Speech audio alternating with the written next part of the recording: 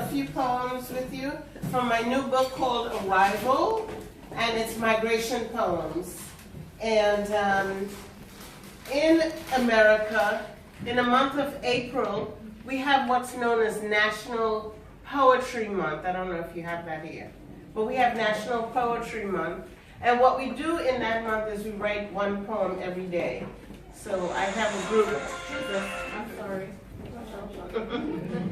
I have a group called Elma's Heart Circle, and Elma is my mother, who, when she was a child, she loved poetry, and part of the Trinidadian culture was to memorize long British poems and recite them. Well, she recited poems around the house. She read them to me at bedtime. She in turn did the same with my son. Hence, we have Fife Dog and me. So I'm dedicating this reading to my mother and to Sini, who traveled all the way from Brooklyn, New York with me.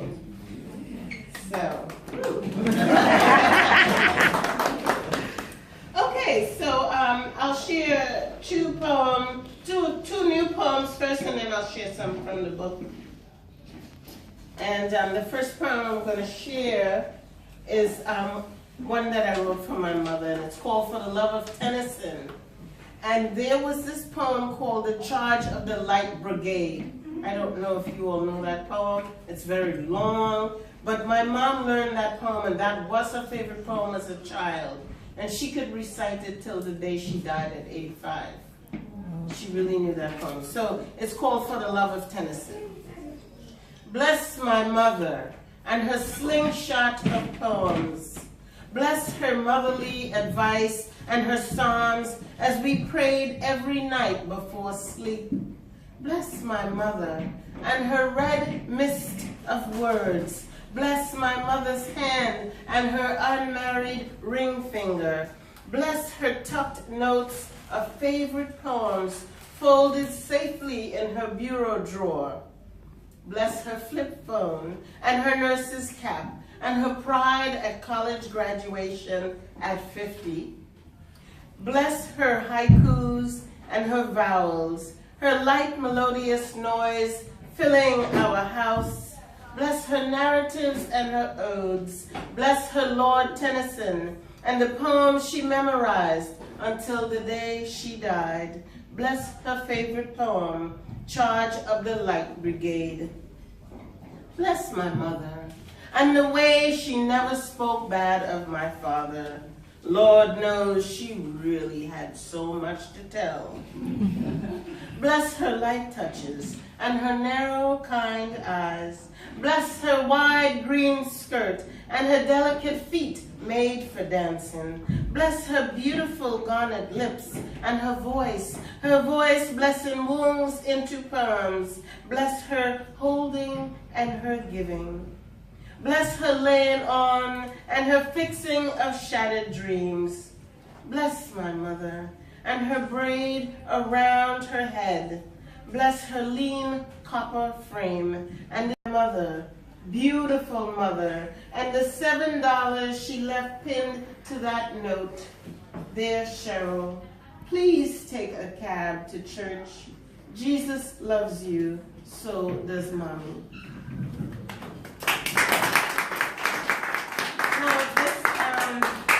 When you teach poetry, this type of poetry is called a list poem, where you can take something like bless my, or thank you, or praise you, and then you add whatever the situation is. So it's called a list poem. Very popular, made by Allen Ginsberg.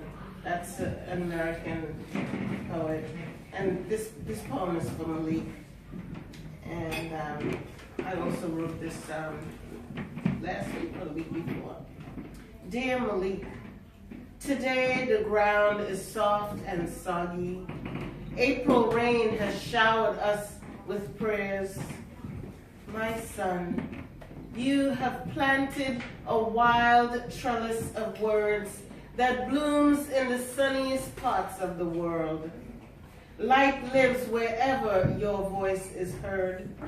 Rhymes gather under bridges, in schoolyards, in office buildings, at edge of riverbanks, in sun-yellow tips of frangipani, on the island of gods in Bali.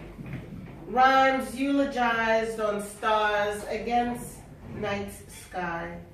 Rhymes in blue seagrass. Always I can hear you coo. Always I can hear you coo. Your fortune eulogized in the peach pink of a conch shell. Your face an armful of aching zinnias against my breast. Never again to pray my lips to your open cheek. The last time I held your face, I sang your name, Malik Isaac, Malik Isaac, the noisy city below my window in Brooklyn, a loud and constant beast.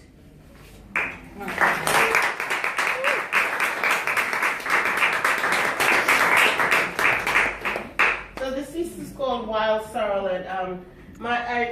In the first poem I read, I referenced my mom having twins, and so my mom had twins, and I was one of the twins. My brother was stillborn. And 20 years later, I had twins with Malik, and his twin brother just lived for 8 hours.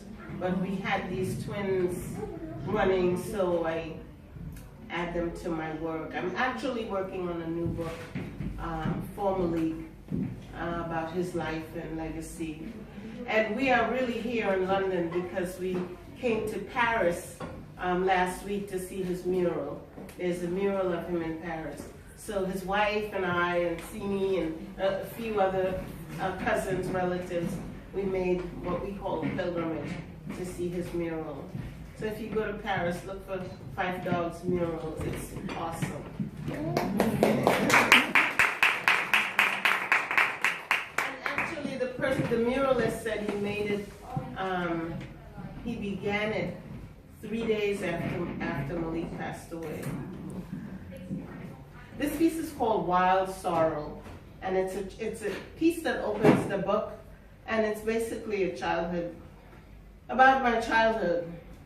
If them children hit me today, I go hit them back. What about you, Cheryl Allison? What you go do? Praise Doris dear and the spell of words. Praise my swift backhand and the girl that fell, tearing her ass wide. Praise father who did not tell mother. Praise my shy girl learning to be tough. Praise the dust and the girl that rose. Praise the chest that puffed to bursting. The chest raised with new breasts, tucked in blue bra. Praise the new breast. It was love, not poverty, that made my first homemade bra. Mommy and Tanty Verna's hands buzzed with the singer sewing machine. They singing along to calypso. One sister stopped to snap her fingers, shake her tiny butt. One ran the tap water a little till it ran clear. The other made the limeade, drank it without ice. One wiggled to young Elvis, he the new blue suede shoe crooner. They black ponytailed half-girls, bright red bindies in the middle of their foreheads, milk still warm in their green mango breasts.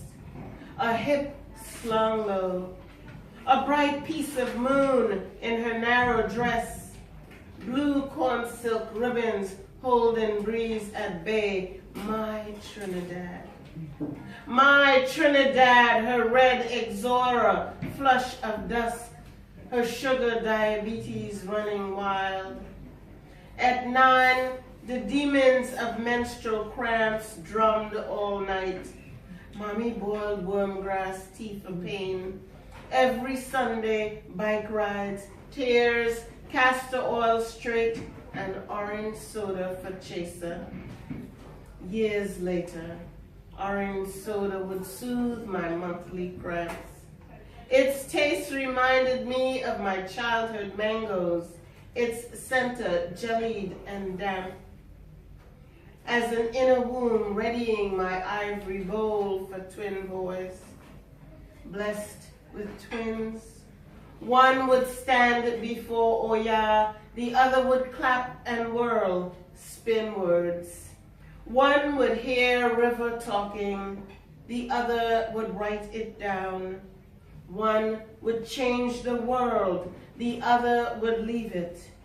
From wind's beak once fell two seeds, one a bird, the other a girl, turned wild sorrel tree.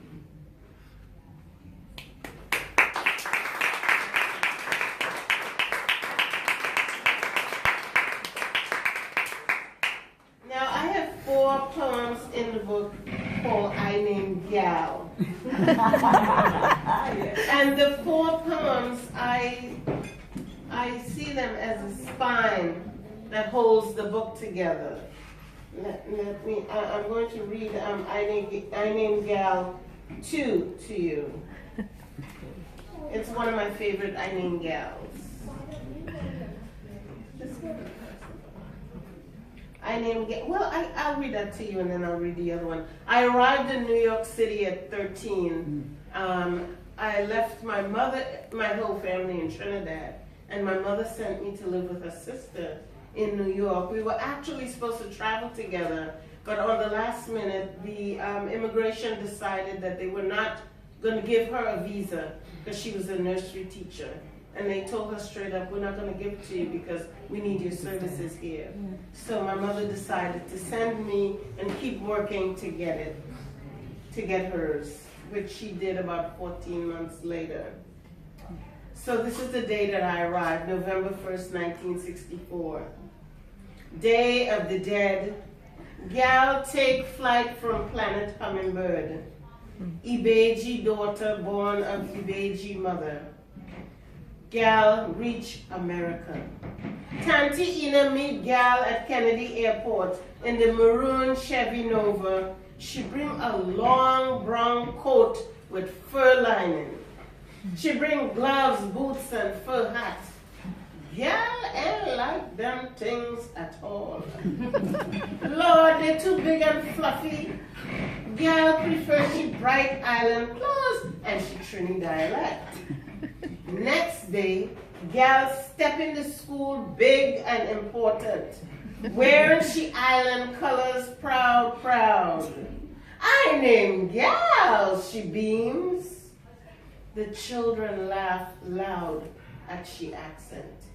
And the teacher too, not just the teacher. She would make me read all the time so she could die laughing. That was my introduction. I'm not, I'm not making it up. But I tell you one thing, I knew that there was something there to hold on to. I didn't care how much they laughed. That's right. And that has to do with youth too, This one is called I Named Gal 3, and this is the answer to that teacher. My whole name is Gal. I remember who I am, braided gal drinking cocoa tea, eating fry bake. I make sardines and onion stew just like mommy teach me. I remember who I am. I remember to say Polly, well, not best friend. Remember to say Bodie, not string bean. Remember to say melon jen, not no eggplant. Zabucar, not avocado. Remember to say sheep bold face. Fast and out of place. Remember I'm more bold than she. Everybody say, so long in America, you still have accent? I say, yes. I am the daughter of Elmer and Roy. I named Gal, I say. Oh.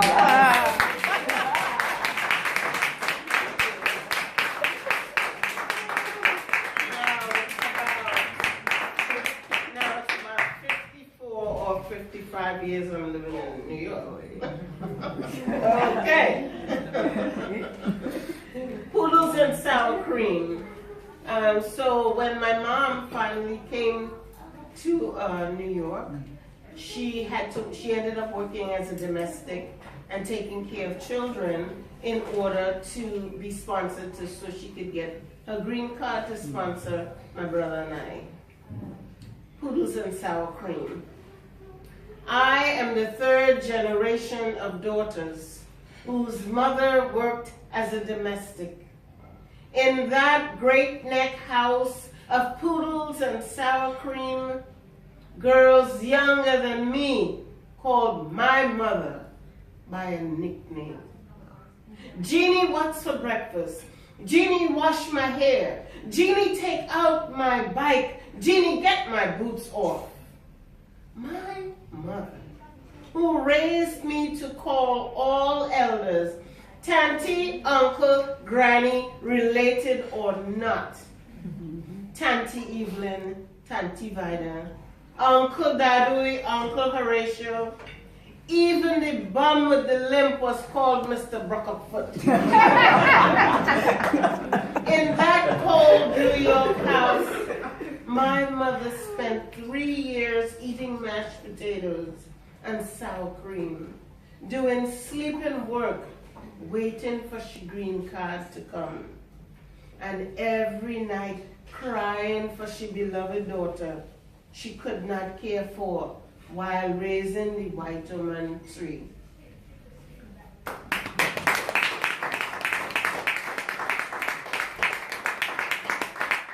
That still upsets me.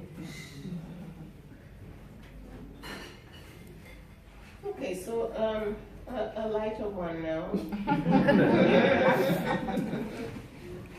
This one is called Spell.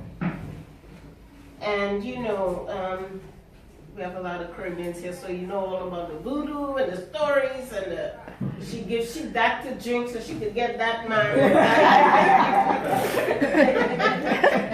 And that to make a baby, and that to, okay, so this is, I always love those tales and those old wives' tales and those stories. So this poem honors that part of my heritage or our heritage. I carry my big up self to Trinidad, hoping the seawater could wash away that bitter taste of Maljo blight that not so good man leave in my house. A nasty wind blow in my face when I reach Tunapuna Fish Market. It nearly make me faint. I rush off the damn put taxi and ask the woman in the pretty guava sari and the blue henna painted hands, how much it does cost to light a white candle for broken hearts? She looked at me good, and with a serious face she said, candle ain't gonna help you no matter. But hear what? And follow me good. Get a brasso tin and put your business in it. Bury it on the first riverbank you see. Take 2 rum and wind your waist like it has spring. For 3 days, drink tea bag, black, no coffee. Take 2 sea bath. It go cut that Maljo blight. I giving you 2 cigars. Light 1 for every sea bath. I will give you a small bag of vetiver bush, hang it round your neck. Then go over say, $600, Miss Lady. $600 for what? I is the cheapest rum here, ask anybody. I don't want to fight this early morning, Miss Lady, just pay me my money. Cash only, no credit card, American Express, nothing like that. Just cash. 4 weeks passed and nothing working. The Betty making me sneeze, the spring in my waist so rusty it break, and the rum giving me bad feeling. To tell the truth, I afraid seawater. And I was hoping to work half the spell, because half the heart ready, and the other half still pending.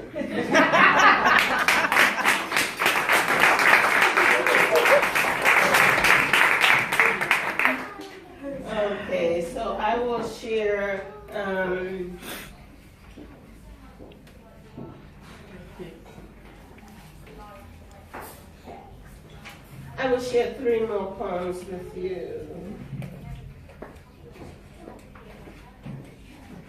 And actually these are two new ones. And you know, I don't know how much you follow U.S. news, but the last few years there's been a lot of murders by the police of young black men and boys and girls and women. And you know, you hear more about the murders of the men than you do the women. So I wrote this piece 2 weeks ago called Say Her Name. And it's in 4 parts. So I'll just take a pause before going on to the other part, because I don't like to say 1, 2, 3. It kind of throws the audience out of there, and me too, actually, out of the warmth of the poem. The last summer in Liberty, we made paper boats, sat our troubles in them, and sailed them in the lake. We felt freer and laughed like schoolgirls, our dream of fingertips distance away. We did not know our world would change so suddenly. We did not know the hundreds of black mothers doing days' work, killing themselves. Did not know the sisters getting raped nightly in the name of marriage, the name of love. We did not know 16-year-old Jenna McMillan, who died alone in a juvenile detention center in Kentucky, restrained because she refused to remove her sweatshirt. We did not know Maya Hall, a black trans woman killed, alleged to be driving a stolen car. Did not know Megan Hockaday, killed in her home by police responding to a domestic issue. Did not know Sandra Bland, Rekia Boyd, Kisha Mitchell, Tanisha Anderson, Chantel Davis. Did not know Miriam Carey, Jessica Williams. Did not know, did not know, did not know. We did not know even the Catskill Mountains with her wide embrace could not save or shield us. We did not know to take a selfie of each other's ache. Black women, your heart is everything I believe in. Your breath is enough. We'll save this trembling earth. May sun wrap you in a glitter gold sari. May the wind drape your head in garlands of stargazer lilies. May we never cease to call your name, to call your name, to call your name. Here's an apology for your legendary life.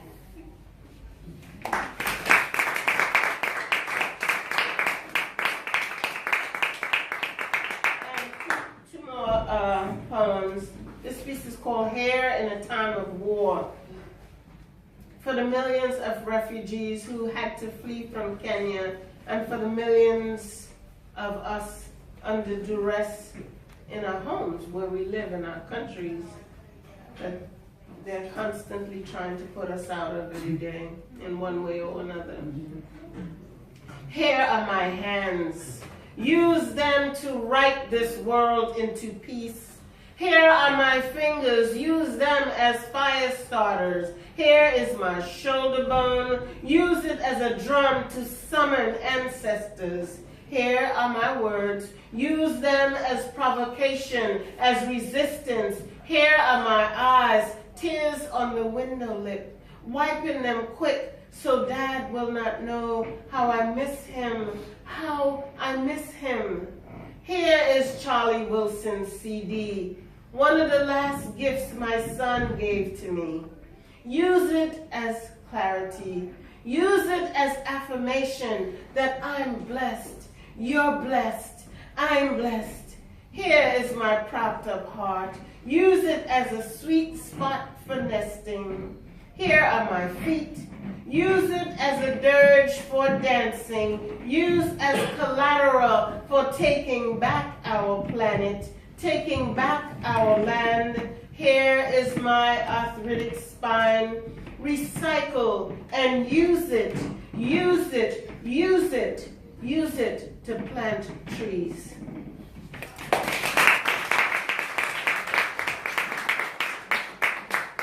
And the last poem I wrote for my group of poet friends. I have a steady group of poet friends, women. I have male friends too, but these women that came to my house and laid on hands and blessed me and prayed with me and cried with me after my son passed away.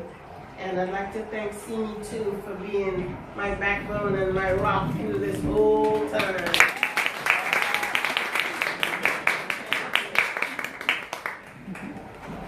This is called Tools. And I'm reading it for the men too.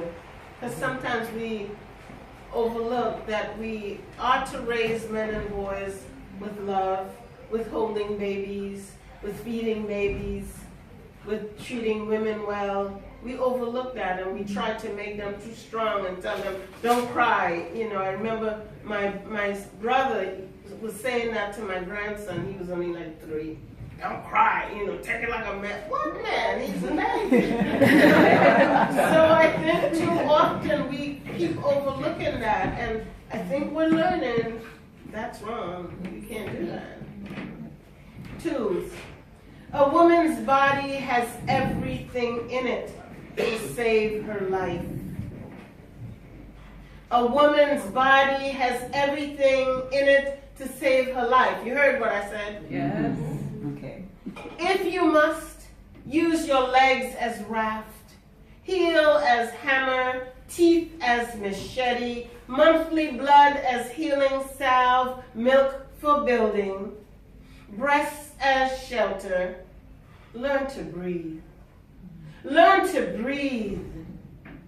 Learn to use your locks to suture every wound. Learn to scream. Use your locks to suture every wound.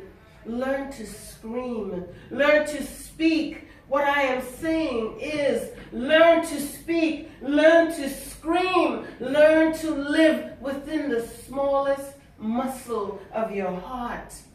Learn to live. Learn to live. Thank you.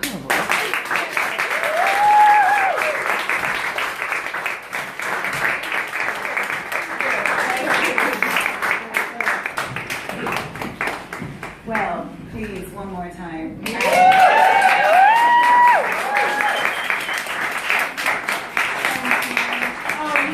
forgot to thank Anika, who made all of this possible, and our visit to Paris too. And